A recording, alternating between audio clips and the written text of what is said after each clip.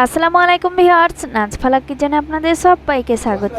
আজকে আবারও চলে এসেছি একটি নতুন রেসিপি নিয়ে। রেসিপিটা দেখতে যেমন সুন্দর, খেতেও অসম্ভব টেস্ট, অসাধারণ একটি রেসিপি।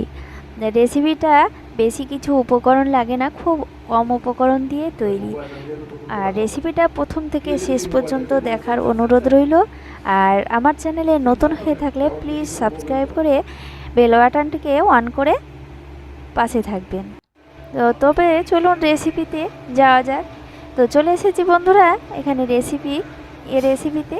তো দেখুন, এখানে আমি 1 কাপ মতো সুজি নিয়েছি। এই যে দেখতেই পাচ্ছেন, এখানে আমি সুজিটা বাটিতে ঢেলে নিলাম। এরপরে আমি যা করব, তো দেখুন এখানে আমি সুজিটাকে একেবারে গুঁড়ো করে নিয়েছি।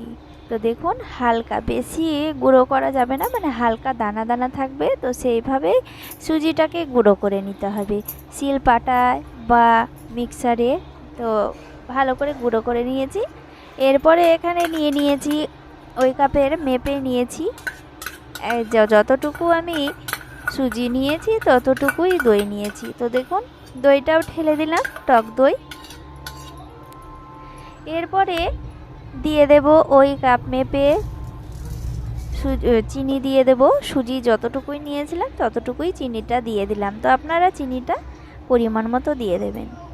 এরপরে দিয়ে দেব স্বাদ মতো, মানে 1 চিমটি লবণ। মিষ্টিতে লবণ দিলে খেতে টেস্টটা বেড়ে যায়। তো তারপরে দিয়ে দিচ্ছি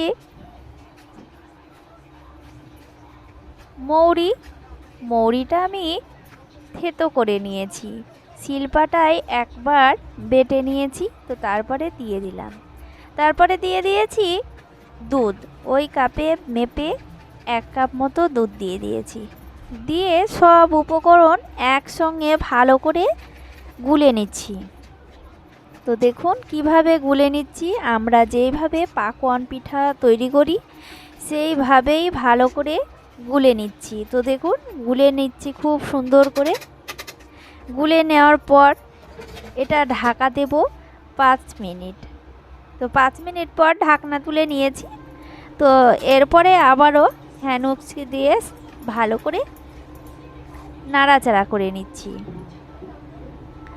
তো আপনারা কাঁটা চামচ দিয়ে বা এরকম হ্যান্ড উইক্স থাকলে এই দিয়েই আপনারা এটা ঘুটে নিতে পারেন। তারপরে দিয়ে দেব মানে এলাচটা, দানাটা সব একসঙ্গে ভালো করে গুঁড়ো করে নিয়েছি। তো একটা দিলেই হবে, যতটুকু পরিমাণে আমি সুজি নিয়েছি একটা এলাচেই যথেষ্ট।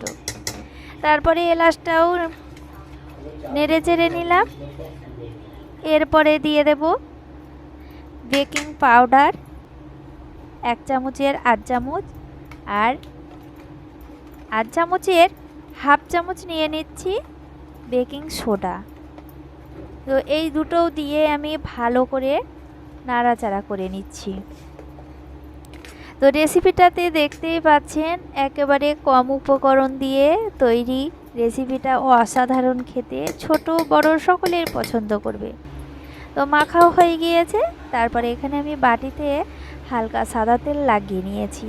তারপরে বাটিতে ঢেলে নিচ্ছি। আমরা যেভাবে কেক বসাই সেইভাবেই বসিয়ে নেব। তো দেখুন, বাটিতে ঢেলে নিলাম ব্যাটারটা। তো ব্যাটারটা ঢেলে নিয়েছি। আর এদিকে আমি কড়াই চাপিয়ে দিয়েছি, ভালো করে গরম করে নিয়েছি কড়াইটা। খুব ভালো করে গরম করে নিয়ে মিডিয়াম আঁচে এটা এবার বাটিটা বসিয়ে দিচ্ছি। তো আঁচটা একেবারে কম দিতে হবে। তো দেখুন, আবার ঢাকা দিয়ে দিচ্ছি 25 থেকে 30 মিনিট। তো এর মাঝে আমি দেখাতে পারিনি, তো আমার ছোট্ট একটি ফুচকি মেয়ে এত দুষ্টামি করে।